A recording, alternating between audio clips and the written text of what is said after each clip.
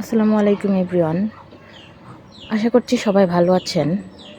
আজকে আমি বানাবো টক ঝাল মিষ্টি স্বাদের আমড়ার আচার। খুব সহজেই বানিয়ে নিতে পারবেন টক ঝাল মিষ্টি স্বাদের এই আচারটি। দেখতে যেমন লোভনীয় লাগছে, খেতেও ঠিক তেমনই অনেক মজা। প্রথমে আমি কিছু আমড়া নিয়ে নিয়েছি, ছোট বড়। সেগুলোকে কেটে ধুয়ে পরিষ্কার করে লবণ, মরিচ, হলুদ মাখিয়ে কিছুক্ষণের জন্য রোদে শুকোতে দেব। হালকা শুকনো হয়ে গেলে নিয়ে আসব। তারপর গোটা গরম মশলা, শুকনো মরিচ 4-5টা, মেথি, তারপর পাঁচফোড়ন এবং জিরা এবং মৌরি দিয়ে দিচ্ছি।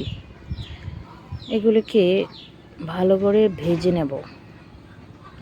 ভাজা শেষ হয়ে গেলে প্যানে তেল দিয়ে দেব, সরিষার তেল। তারপর কয়েক টুকরো রসুনের কোয়া দিয়ে দেব। দেওয়ার পর ভালো করে ভেজে 2টা শুকনো মরিচ দিয়ে তাতে ওই রোদে দেওয়া আমড়াগুলো দিয়ে দেব। কিছুক্ষণ তেলের মধ্যে ভেজে নেব।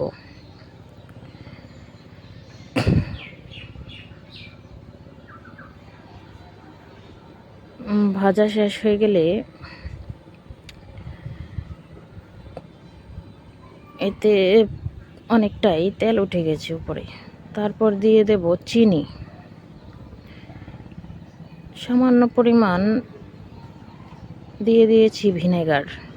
তারপর ওই মশলাগুলো একটি ব্লেন্ডারে গুঁড়ো করে নেব।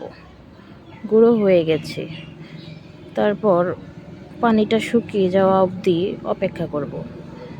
যখন তেল ওঠা ভাব চলে আসবে তখন মশলাগুলো দিয়ে দেব। মশলাগুলো আস্তে আস্তে দিয়ে দিচ্ছি, পরিমাণ মতো দিবেন।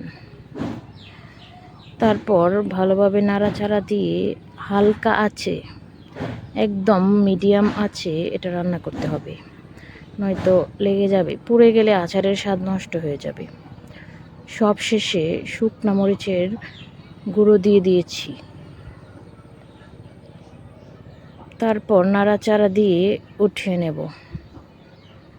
মজাদার স্বাদের এই আচারটি ট্রাই করুন আজই। বাচ্চা সহ সবাই খেতে পারবে, বাসার বড়রা তো অনেক পছন্দ করবে। 1 বছর অবধি ভালো থাকবে এই আচারটি। ধন্যবাদ সবাইকে।